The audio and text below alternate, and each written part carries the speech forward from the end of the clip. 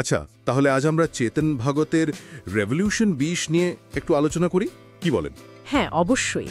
আমাদের হাতে একটা বেশ বিস্তারিত পর্যালোচনাও আছে। ঠিক, তো ওই পর্যালোচনাটার উপর ভিত্তি করেই আমরা বইটার গভীরে যাওয়ার চেষ্টা করব। হ্যাঁ। গল্পটা তো বারাণসীর, তাই না? তিন বন্ধু, গোপাল, রাঘব আর আরতি। হ্যাঁ, এদের ঘিরেই তো সবটা। ভালোবাসা, উচ্চাকাঙ্ক্ষা, আবার দুর্নীতি, বেশ জটিল একটা প্যাচ। একদম। গোপাল যেমন খুব সাধারণ অবস্থা থেকে উঠে আসা, স্বপ্ন অনেক বড়, টাকা, সাফল্য।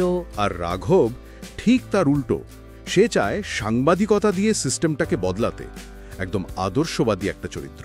আর আরতি ওই আমলার মেয়ে, সে যেন দুজনের মাঝে একটা যোগসূত্র। ঠিক, পর্যালোচনাটা পড়ে মনে হলো মূল ফোকাসটা বোধহয় এখানেই, মানে কিভাবে আমাদের পার্সোনাল চয়েস আর চারপাশের দুর্নীতি মিলেমিশে সম্পর্কগুলোকে, আমাদের নৈতিকতাকে প্রভাবিত করে ফেলে। হ্যাঁ, এই দিকটা নিয়েই তো কথা বলা দরকার। চলুন একটু গভীরে যাই। গোপালের চরিত্রটা নিয়ে শুরু করা যাক।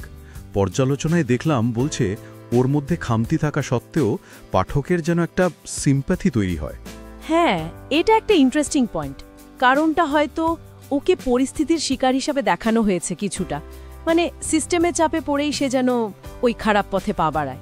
ঠিক, যেন মনে হয় ওরকম পরিস্থিতিতে পড়লে হয়তো অনেকেই ওরকম সিদ্ধান্ত নিয়ে ফেলতো। কিছুটা সেরকমই।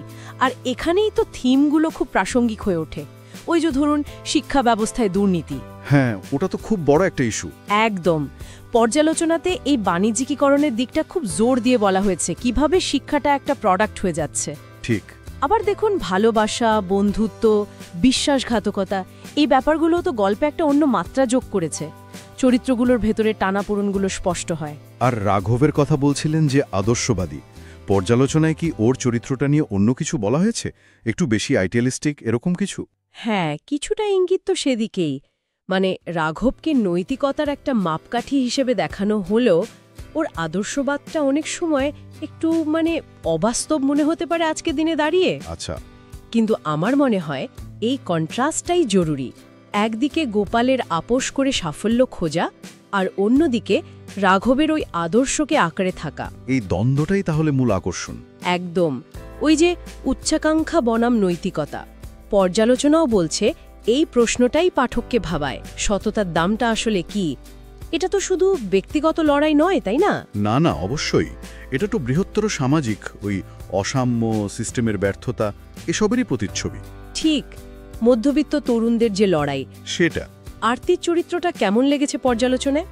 ওকে তো বেশ বাস্তবসম্মত বলা হয়েছে। হ্যাঁ, ওকে বেশ রিলেটেবল বলা যায়। একদিকে ভালোবাসা, অন্যদিকে স্বাচ্ছন্দ্য, আবার বিবেকের দংশন, এই দোটানায় ভোগা চরিত্র তো আমরা আশেপাশে দেখি। ঠিক। আচ্ছা, লেখার স্টাইল নিয়ে কি বলছে পর্যালোচনা? ভগতের লেখা তো খুব সহজবোধ্য হয় সাধারণত, আর গল্প বলার গতিটাও বেশ দ্রুত, ফলে সব ধরনের পাঠকের কাছেই পৌঁছাতে পারে।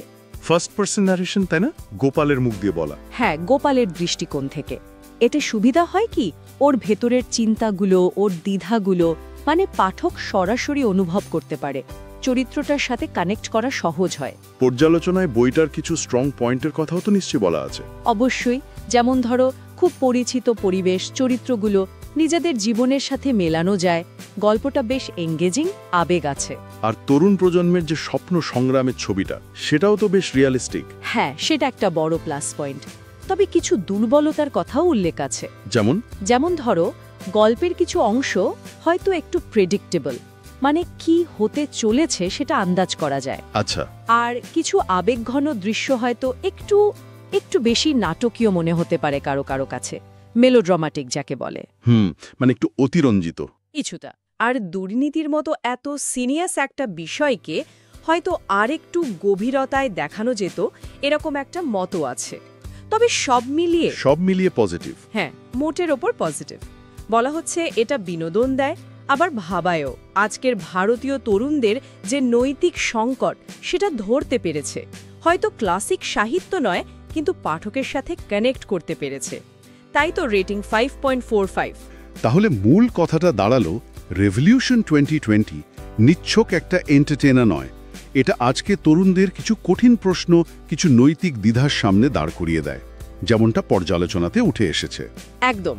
আর পর্যালোচনাটার শেষে একটা খুব গুরুত্বপূর্ণ প্রশ্ন তুলে দিয়েছে কিন্তু কি সেটা? ওই যে সমাজ বা পরিস্থিতি কিভাবে মানুষকে নৈতিক আপোষের দিকে ঠেলে দেয়। এখান থেকে একটা বড় প্রশ্ন আসে আমাদের নৈতিকতা গঠনে পারিপার্শ্বিক চাপের ভূমিকা কতটা, আর কতটা আমাদের নিজস্ব চরিত্র বা মূল্যবোধের। বাহ, এটা তো সত্যি ভাবার মতো একটা প্রশ্ন। হ্যাঁ, এই চিন্তাটা কিন্তু বইটা পড়ার পরেও বা এই আলোচনা শেষ হবার পরেও থেকে যায়, নিজের সাথে বোঝাপড়ার একটা জায়গা তৈরি করে দেয়।